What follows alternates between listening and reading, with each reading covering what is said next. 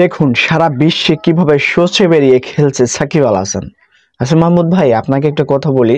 সাকিবের এই খেলা দেখুন রিল্যাক্সে বসে, এবং একবার ভাবুন, আপনি তো বাংলাদেশের রাষ্ট্রের সাথে জড়িত, আপনি উপদেষ্টা হয়েছেন, ক্রীড়া মন্ত্রণালয়ের দায়িত্ব পেয়েছেন, আপনার 1 বছর পার হয়ে গেছে।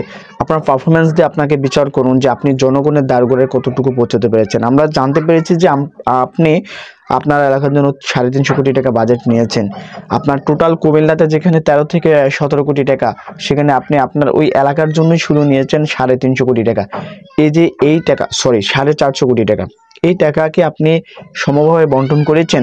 আপনি কি আজকে বাংলাদেশকে যে বৈষম্যর বিরোধীর আন্দোলন আপনি করেছেন, সারা বাংলাদেশে মিলে আপনি কি কোথাও মানবিক কাজ করছেন? যে কোন মানুষটা খেতে পারছে না, অসুস্থ, আপনি কি টোটাল বাংলাদেশে এই কার্যক্রমটা চালু করেছেন বা আপনার এলাকায় করেছেন? আচ্ছা, সাকিব আল হাসান ধরেন বাংলাদেশ থেকে ক্রিকেট খেলেছে, সে তো বিশ্বের সেরা অলরাউন্ডার হয়েছে, ঠিক না?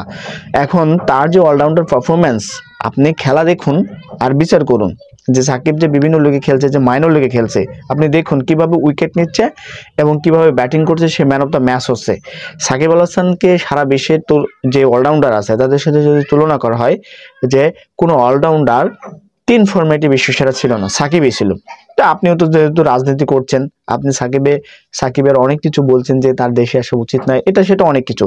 সে কিন্তু তার জায়গা দিয়ে বাংলাদেশকে যেটুকু রিপ্রেজেন্ট করেছে, আপনি একটা জায়গা পেয়েছেন। আপনি ওই জায়গা দিয়ে ভ্লাদিমির পুতিনের মতন হন, আপনি ওই জায়গায় চীনের প্রধানমন্ত্রীর মতো হন, আপনি ওই জায়গায় আমেরিকার প্রেসিডেন্টের মতো হন, আপনি ওই জায়গায় ভারতের প্রেসিডেন্টের মতো হন, যে আপনি আপনার দেশকে সারা বিশ্বে কিভাবে রিপ্রেজেন্ট করতে পারেন, অন্যদের সাথে আলোচনা করতে পারেন, অর্থনৈতিক অবস্থা ভালো করতে পারেন। আপনি জাপানের সাথে বাণিজ্য চুক্তি করেন, আপনার সেটা দায়িত্ব না, আমি জানি।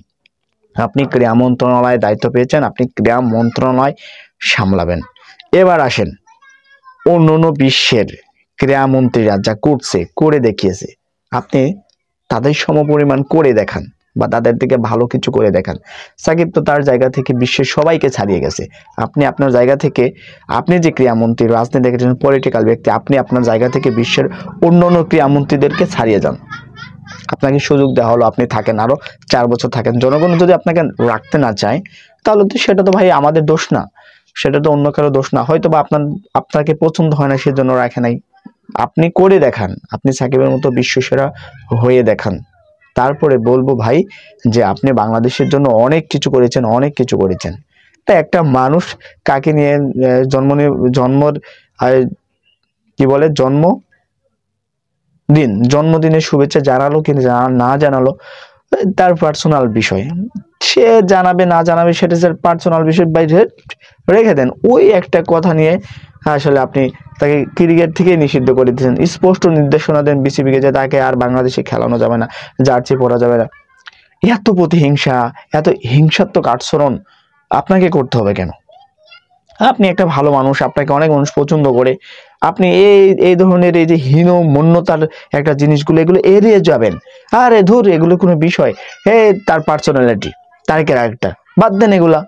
এগুলা নিয়েও যদি আপনি মনে করেন যে মনে ধরেন এবং একটা সিস্টেমেটিক পরিবর্তনের পথে এগিয়ে যান খারাপভাবে, সেটা দেশের জনগণ বুঝবে।